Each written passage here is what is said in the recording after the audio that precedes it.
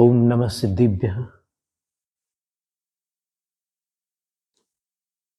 नमो अरिहन्ताणं नमो सिद्धाणं नमो आयर्याणं नमो उवज्झायाणं नमो लोय सव्वसाहूणम्।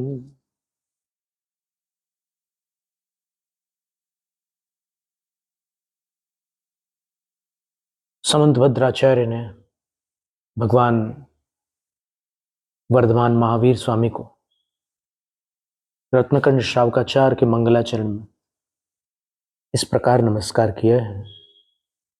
नमः श्री वर्धमानाय निर्धूत कलिलात्मने सालोकानां त्रिलोकानां यद्विद्या दर्पणायते।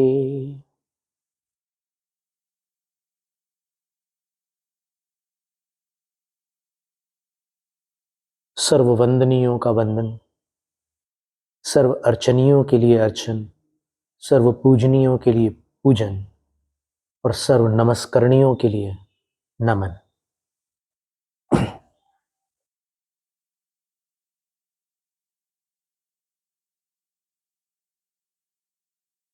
कुछ ऐसे महान साधक हुए हैं जिनके विषय में मत मतांतरों में भी समानता बताई जाती है। जैसे योग दर्शन में महर्षि पातंजलि रचित पातंजल सूत्र के अंदर एक सूत्र आता है,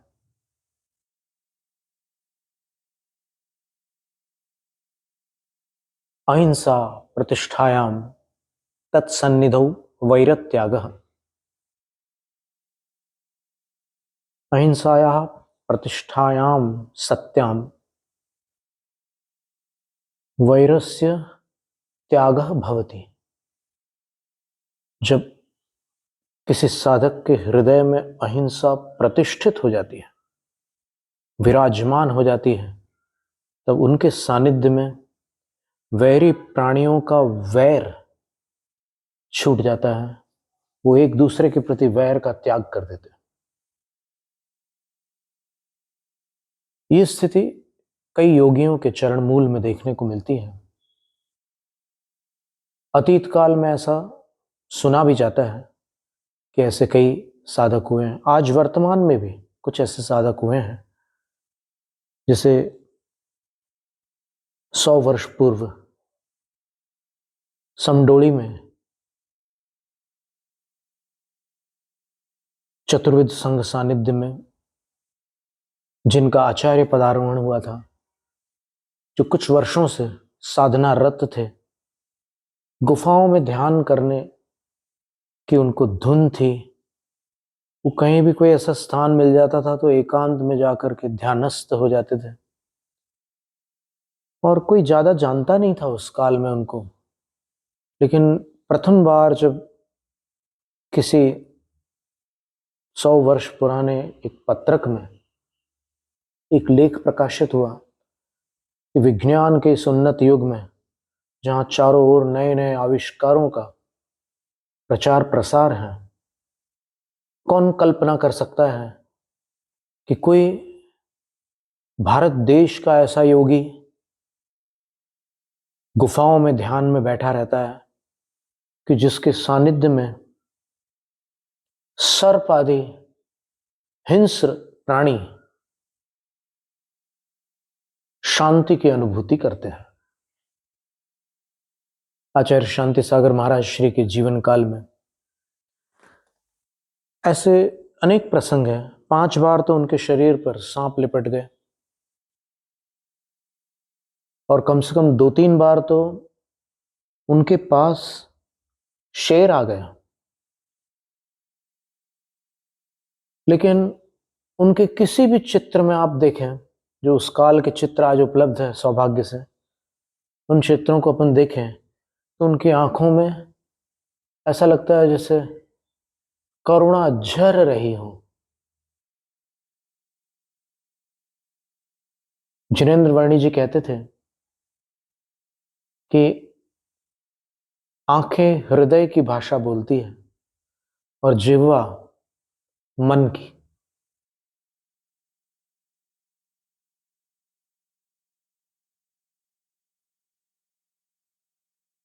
जो सच्ची श्रद्धा होती है, शास्त्रों में उसके 8 अंग बताए गए हैं। जैसे मनुष्य के शरीर में 8 अंग होते हैं। प्रणालया बाहु यतः नियम्ब पुट्ठी उरुम च सीसं च देहे अट्ठेवय अंगाइन देहे शेषावंगाइन। देह में 8 अंग होते हैं, शेष उपांग होते हैं।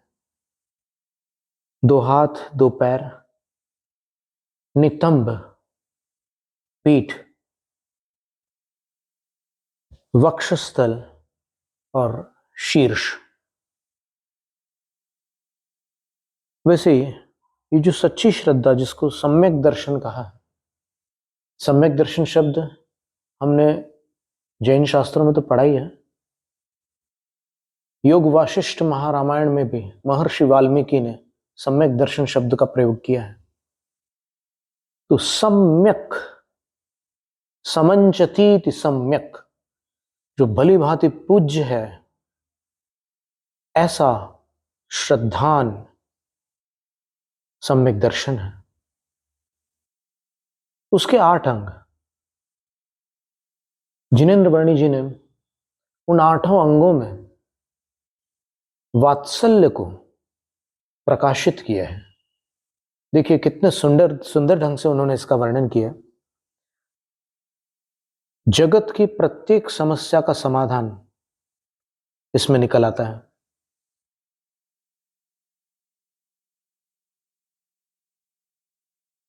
नफरत किससे करेंगे?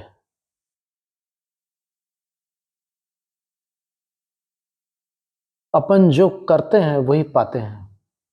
अगर आप नफरत करते हैं तो नफरत मिलेगी। अगर आप करुणा करते हैं तो अवसर आने पर आपको भी करुणा मिलेगी।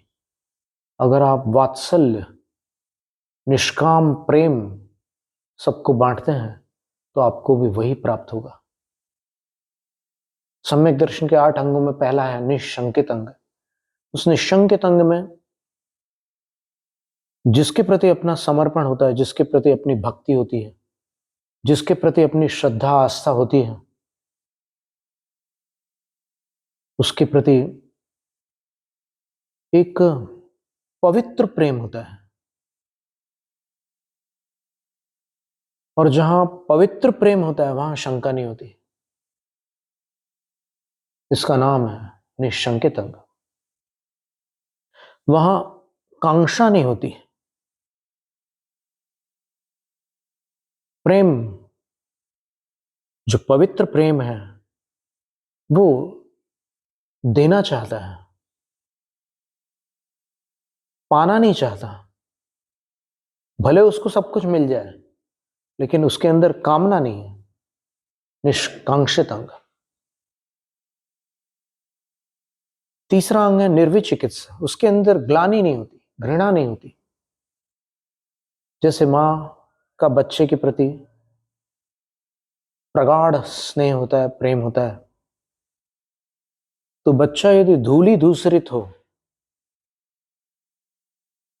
उसकी नाक बह रही हो, उसके हाथ पांव मलिन हो, उसके वस्त्रों में कीचड़ लगी हो, तो भी मां मुस्कुरा कर उसको अपने पास बुलाती है। इसी प्रकार जो सम्यक दृष्टि जीव होता है, उसको जिसके प्रति आस्था है, जिसके प्रति उसका प्रेम है, पवित्र प्रेम है, कई बार गुरुजनों के शरीर की स्थिति अथवा कोई अपने सधर्मा बंधु, कोई धार्मिक जन है, उनको कोई ऐसी बीमारी हो गई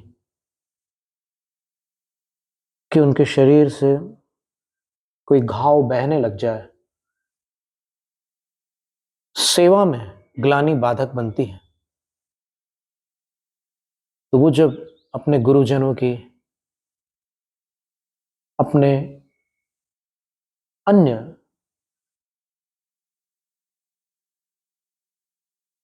सधर्मा जनों की, भक्त जनों की जब वो सेवा में तत्पर होता है तो उसमें ग्लानि नहीं होती।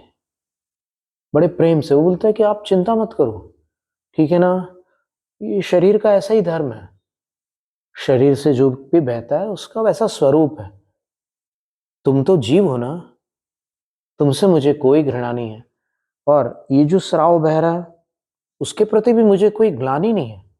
मैं सेवा करूंगा, तुम इस ओर ध्यान मत दो, तुम भगवान की भक्ति करो, मुझे मेरा काम करने दो, तुम अपना काम करो। निर्विचिकित्सा, अमूढ़ दृष्टि। जो सच्चा श्रद्धालु होता है वो किसी भी प्रलोभन से प्रलोभित होकर अपनी आस्था को नहीं बदलता।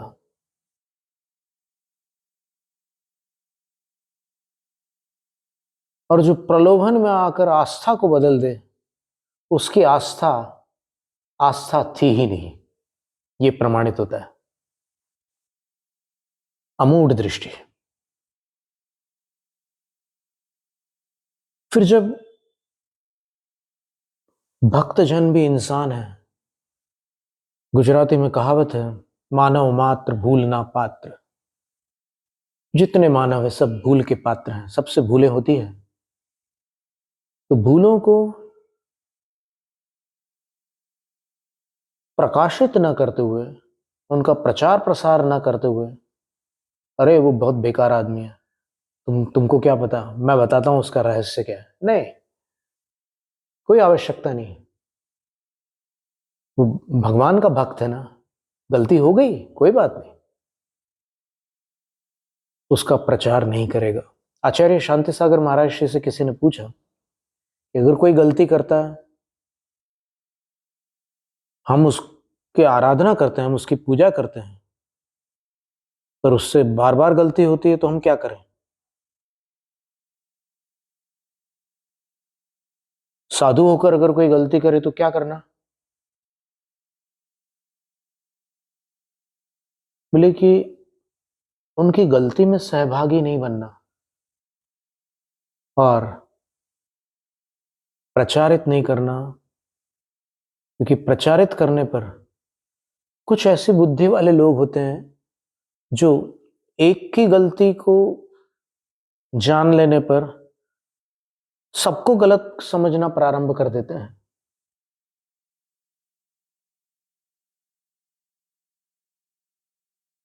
और फिर ये भी सब प्रेम का ही स्वरूप है।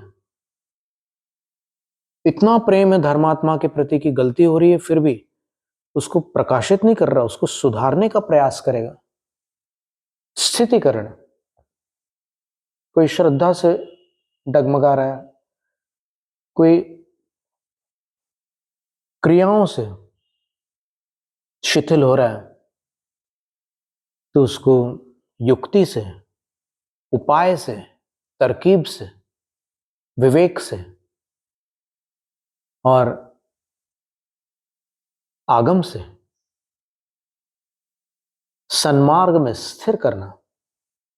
गलत संगति में कोई अगर मदिरा पान करने लग जाए तो उसको मृत्युदंड तो नहीं दिया जाता, उसको सत्संगति देकर सद्बुद्धि बनाया जाता है और फिर उसका सुधार किया जाता है। ऐसा कब संभव है? जब उसके प्रति अपना निस्वार्थ प्रेम हो, उसके हित की भावना हो। अगर घृणा हो जाएगी तो फिर आप आलोचना करेंगे, आप उसको तुच्छ दिखाएंगे, उसको बदनाम करेंगे। और बदनाम मनुष्य इसलिए नहीं सुधरता क्योंकि उसका सम्मान नष्ट हो जाता है, और सम्मान नष्ट हो जाने पर ऐसे विचार आने लग जाते हैं कि अब तो अपन गिर ही चुके लोगों की नजरों में। तो वो या तो छुप कर पाप करने लग जाता है या खुलेआम करता है, निर्लज्ज हो जाता है। तो स्थितिकरण संभालना है उसको, गिरते हुए को धक्का नहीं देना। आलोचना धक्का है।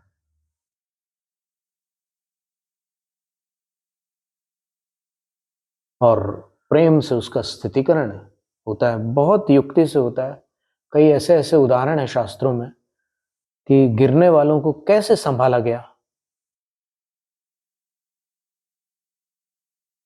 मरने वालों को भी बचा लिया गया। वो जीवन से निराश होकर मरने जा रहे थे, लेकिन कुछ मीठी बात, देखो ये शब्द बड़े विचित्र होते हैं। शब्द संभाले बोलिए, शब्द के हाथ न पांव, एक शब्द औषध बने, एक उपजावे घाव।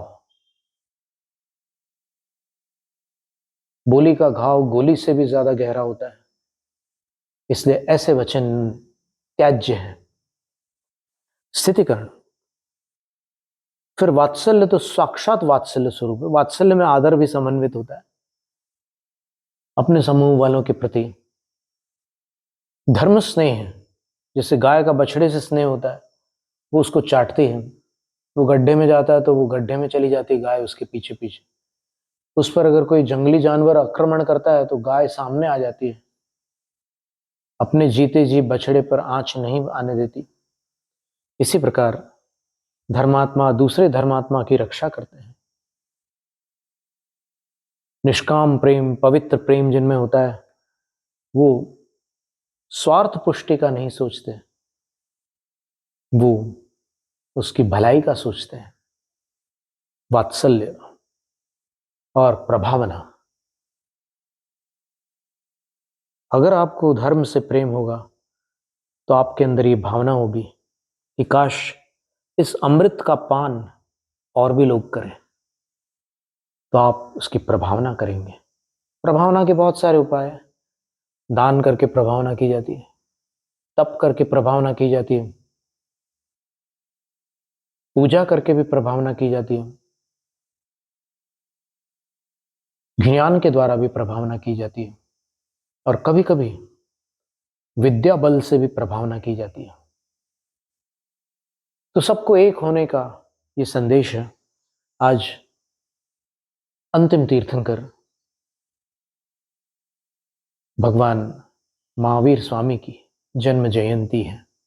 जयंती एक तिथि का विशेषण मात्र है, शब्द में विवाद करने की कोई बात नहीं है। उस तिथि पर बड़ा उत्सव हुआ था, और भगवान महावीर स्वामी के विषय में पूज्यपाद आचार्य महाराज ने तो निर्वाण भक्ति में लिखा है कि इतना उत्सव हुआ, उन्होंने तो तिथि लिख दी कि उनका जो जन्माभिषेक था वो 13 को न होकर चतुर्दशी को हुआ। अब उस उत्सव को कल्याणक कहते, जन्म कल्याणक। पर तिथि को जयंती क्यों कहा जाता है, तो इसको समझना, थोड़ा संस्कृत व्याकरण में जाना होगा। जी जये एक धातु है, उसमें क्षत्रिय प्रत्यय को जोड़े तो नपुंसक लिंग में जयत बनता है, पुल्लिंग में जयन बनता है, और स्त्रीलिंग में जयंती बनता है, दीर्घ ई। ये जी धातु का लट लकार का अन्य पुरुष का बहुवचन जयंती नहीं है। ये क्षत्रिय प्रत्ययांत प्रथमा का एक वचन है, जयंती। जयति इत्येवं शीला जयंती, जो विजय को प्राप्त हो रही है ऐसी तिथि। तिथि का विशेषण है ना, तो स्त्रीलिंग हो गया। ऐसी तिथि को जयंती कहते हैं। और विजय को प्राप्त क्यों हो रही भगवान की तिथि? क्योंकि भगवान के जन्म होने से ही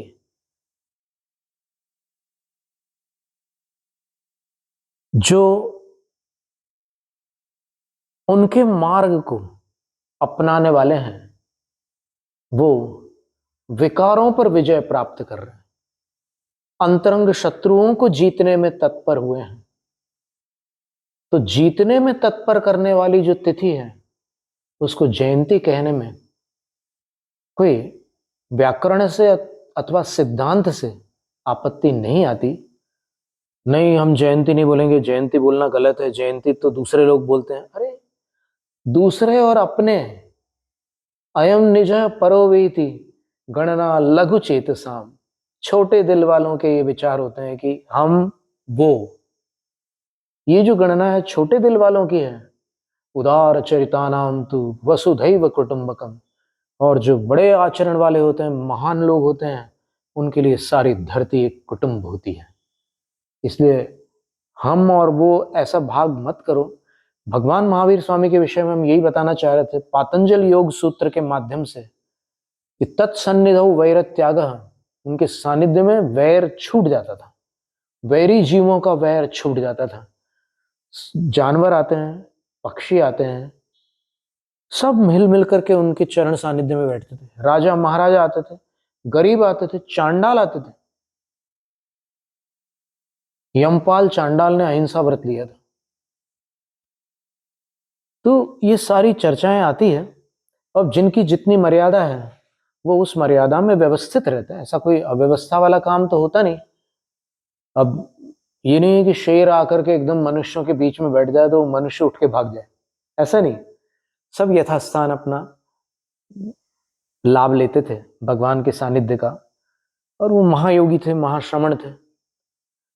ध्यान मुद्रा, अब देखिएगा विभिन्न मुद्राएं अपने को मिलती है, विभिन्न संप्रदाय है भारत में। पर अपन अगर ध्यान मुद्रा देखना चाहें तो फिर तीर्थंकर की मुद्रा देखें, हमेशा आपको ध्यान मुद्रा मिलेगी। शांत बैठे हुए ध्यानस्थ, उनके मुखमंडल पर एक अजीब सी आह्लाद या प्रसन्नता की झलक अपने को देखने मिलती है। अंदर का आनंद उनका मुखड़ा छुपा नहीं पा रहा है। और जिसके अंदर आनंद होता है वो आनंद देता है, जिसके अंदर रोष होता है वो रोष प्रकट करता है। जिसके पास जो होता है, ददाति यत्तु यस्यास्ति सुप्रसिद्धमिदं वचः, इष्टोपदेश में पूज्यपाद आचार्य कहते हैं कि जिसके पास जो होगा वही तो देगा। जिसमें नफरत होगी वो नफरत देगी, जिसमें कड़वाहट होगी वो कड़वाहट देगा, जिसमें और कोई वितृष्णा के भाव होंगे तो वो वही प्रकट करेगा। और जिसके अंदर आनंद ही आनंद है, जिसके अंदर शांति भरी हुई है,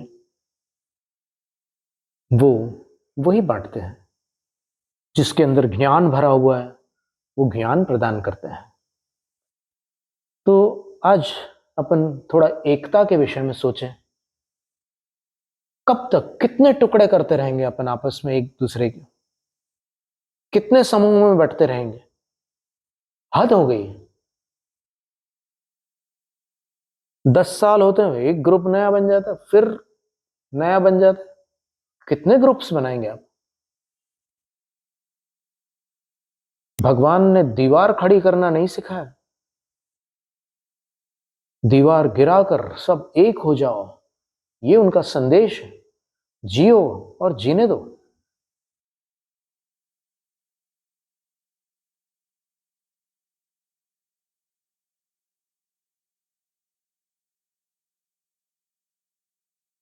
सारे जैनी एक हैं, हम एक हैं, हम एक हैं।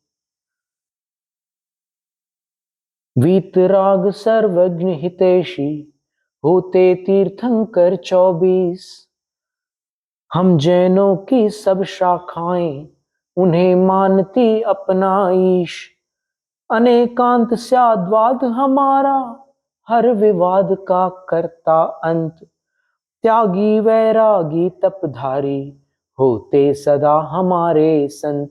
सारे जैनी एक हैं, हम एक हैं, हम एक हैं। भले दिगंबर श्वेतांबर के, हम जैनों में है मतभेद। तेरा पंथी स्थानक वासी, किंतु नहीं कोई मनभेद। एक रहे आदर्श हमारे, पंथ भले ही रहे अनेक। कर्म विजय है लक्ष्य हमारा, धर्म अहिंसा जग में नेक। सारे जैनी एक हैं, हम एक हैं, हम एक हैं। यही भावना हम जैनों की, विस्तृत हो धरती पर प्रेम। हम जिए जीने दे सबको, हो सर्वत्र कुशल व क्षेम। दुखियों के हम आंसू पोछे, असहायों को दे सहयोग, जग में मानवता फैलाएं, एक सूत्र होकर हम लोग। सारे जैनी एक हैं, हम एक हैं, हम एक हैं। भूल भूल कर क्षमा करें हम, प्राप्त करें हम सच्चा ज्ञान, उचित समय पर दया करें हम, उचित स्थान पर दे हम दान। तन मन धन हो शुद्ध हमारा, शुद्ध आचरण हो दिन रैन, खानदान को खान पान को शुद्ध रखें हम सारे जैन। सारे जैनी एक हैं, हम एक हैं, हम एक हैं। पशु पक्षी के लिए सभी मिल खोले जीव दया संस्थान, अपनी अपनी प्रतिभा द्वारा करे राष्ट्र का हम उत्थान।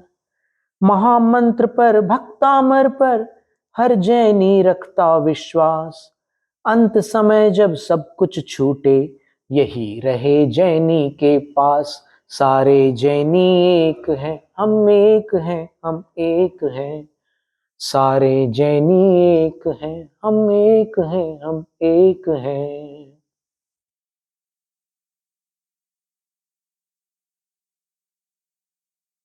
देखो, जब अपन ऐसे जुड़ने की बात करते हैं तो कुछ पल के लिए अपना मन कितना आह्लादित हो जाता है, पर फिर बाद में अपने अंदर जो अहंकार आता है वो फिर हम तुम ऐसा वैसा, ये नाटक फिर शुरू हो जाता है। इस जीवन में अगर भगवान की शरण में आकर अपन ने अहंकार के नाटक का त्याग कर दिया तो सत्य के दर्शन अवश्य प्राप्त होंगे। और सत्य के दर्शन प्राप्त करने वाले कभी घृणा नहीं करते, हिल मिल करके रहते हैं, अंदर समता बाहर प्रेम। जैनम जयतु शासनम।